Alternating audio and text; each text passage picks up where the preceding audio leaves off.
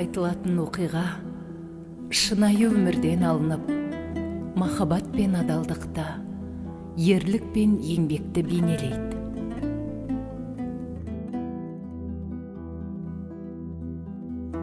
Осыдан 90 жыл бұрын Оңтүстік Қазақстан облысы Ынтымақ ауылының қарапайым жігіті Таңқыбайұлы түсіп, сол ауылдың сұлуы Алдаберген қызы Балжанға ғашық болып, шаңырақ көтеруге екі жақты келіседі.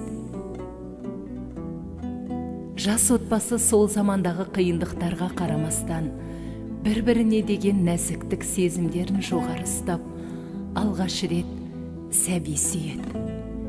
Есімін ұл болсын деп қояды.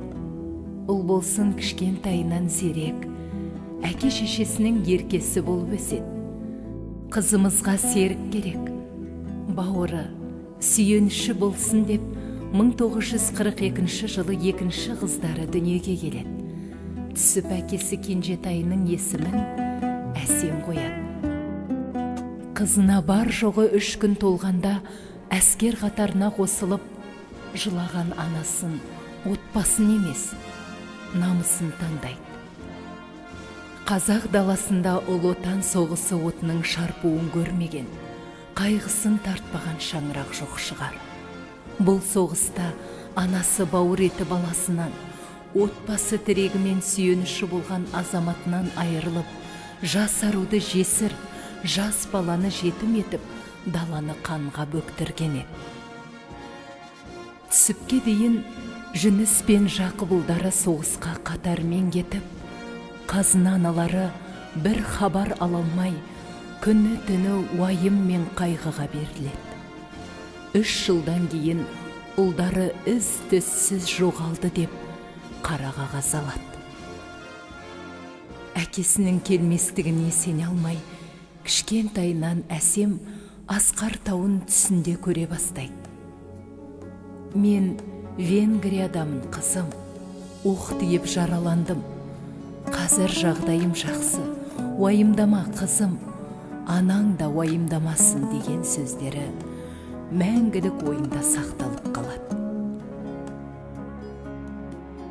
Бастарына төнген қиындықтарға қарамастан, жары Балжан қыздарының бақытты өмірі, болашақ үшін барлық күшімен арпалысудан тайынбайды. Енесін бір қолға ұстап, қыздарын арқалап, Заңғар таулары, сарқырама өзендері бар Ленгір ауылына көшіп барады. Туысқандарының жанында бейбіт өмірдің іргетасын біртіндеп қалай бастайды. Ұл болсын мен Әсем балалық шақтарын алаңсыз, тау бөктерінде асыр салып ойнап өткізеді. Ер жете келе, туысқан аталары Әкімқұл Ұлбосынды тұрмысқа беруге шешім қабылдап, Оңғарбаймен отасуларына себепші болады. Оңғарбай өте еңбекқор шаруа болатын. Егістіктерінде молынан өнім жинап, бүкіл отбасын азық-түлікпен қамтамасыз еткен. Жанның кеңдігімен, жүрегінің адалдығымен ерекшеленетін. Әсем болса, Балжан анасымен Қазына әжесінің тәрбиесін көріп есейеді.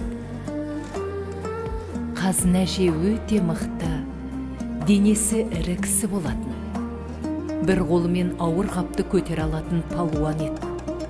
Немересіне ақыл айтып, тура жолдан тайынбауды үйрететін.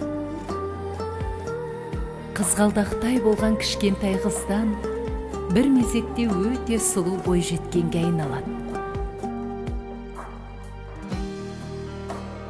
Жазғы демалыста оқудан нағашыларына қыдырып келген Құрманғали бала кезінен бірге ойнаған Әсемді танымай қалып, отыратын орын таппай қалады. Құрманғалидың өзі де бойлы, сұлу жігіт болып өзгергендігін Әсем де байқайды. Сезімдері екі жақты екендігін түсінгенде, сол жылы отбасын құрады.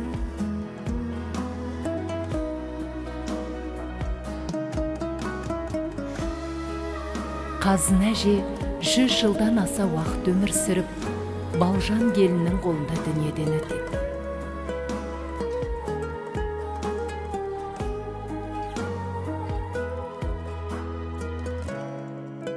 Анамыз жалғызсырап қалмасын деп, ол болсын анасының қолына бірге толмаған орал қызын береді. 3-4 жылдан кейін Балжан қатты сырқаттанып, ол болсын қызының қолына көшеді.